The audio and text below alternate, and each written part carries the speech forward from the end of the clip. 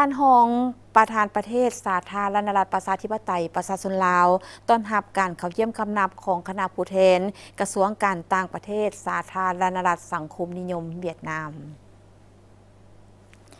ในตอนเช้าของวันที่1 เมษายน 2025 ที่สำนักงานประธานประเทศสหายบุญทองจิตมณีผู้จำการคณะเลขาธิการศูนย์กลางภาคของประธานประเทศแห่งสาธารณรัฐประชาธิปไตยประชาชนลาวได้ต้อนรับการเข้าเยี่ยมคำนับของสหายเหวียนเมงเกืองกรรมการศูนย์กลางภาคห้องรัฐมนตรีกระทรวงการต่างประเทศแห่งสาธารณรัฐสังคมนิยมเวียดนามในโอกาสนำพาคณะก้าเกี่ยมลวงหน้าจากกระทรวงการต่างประเทศเวียดนามเดินทางมาเยี่ยมยามเลดเวียกอยู่ลาวเพื่อก้าเกี่ยมให้เกการเยี่ยมยามรัฐกิจอยู่สาธารณรัฐประชาธิปไตยประชาชนลาวของสหายประธานประเทศแห่งสาธารณรัฐสังคมนิยมเวียดนาม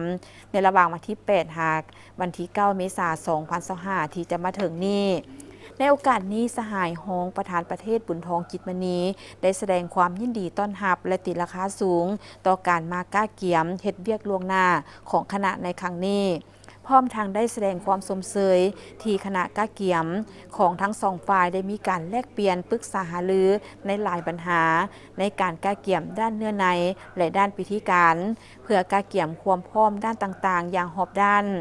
สหายบุญทองจิตมณีได้แสดงความสมเสยต่อสหายเหมือนแมงเกืองที่ได้รับการแต่งตั้งให้ดำรงตำแหน่งเป็นรองรัฐมนตรีกระทรวงการต่างประเทศแห่งสาธารณรัฐสังคมนิยมเวียดนามในเดือนมีนา 2025 ที่ผ่านมาพร้อมทางได้ฝากความยื้อยามทำข่าวอันอบอุ่นและสนิทสนมไปยังบรรดาสหายการนำผักรัฐเวียดนามโดยเฉพาะสหายเจินกึมตูผู้ประจำการคณะเลขาธิการศูนย์กลางภาคคอมมิวนิสต์เวียดนามพร้อมนั้นสหายฮองประธานประเทศแห่งสาธารณรัฐประชาธิปไตยประชาชนลาวก็ได้ตีราคาสูงต่อสายพัวพันมิตรภาพอันยิ่งใหญ่ความสามัคคีพิเศษและการร่วมมือหอบด้านระหว่างสองประเทศที่สืบโตมีการพัฒนาอย่างบ่หยุดยั้งในทุกโขงเขตเวียกงานอันพ้นเด่นแมนสองฝ่ายได้สำเร็จการจัดกองประชุม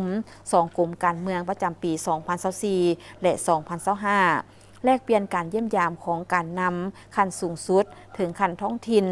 ซึ่งเป็นการแสดงให้เห็นถึงสายพัวพันแบบพิเศษที่มีหนึ่งเดียวโบมีสองในโลกพร้อมทางได้เสนอให้สองฝ่ายโดยเฉพาะสองกระทรวงการต่างประเทศลาวและเวียดนามสืบต่อประสานสมทบกันอย่างแน่นแฟ้น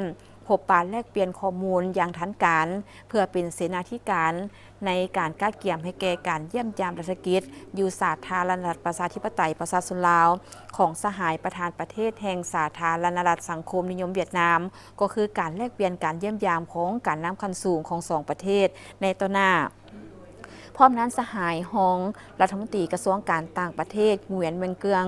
ได้แสดงความขอบใจต่อการต้อนรับอันอบอุ่นและได้แจ้งผลการขึ้นใบเยี่ยมยามเหตุเวียกอยู่ลาวของคณะก้าเกี่ยมล่วงหน้าจากกระทรวงการต่างประเทศเวียดนามในครั้งนี้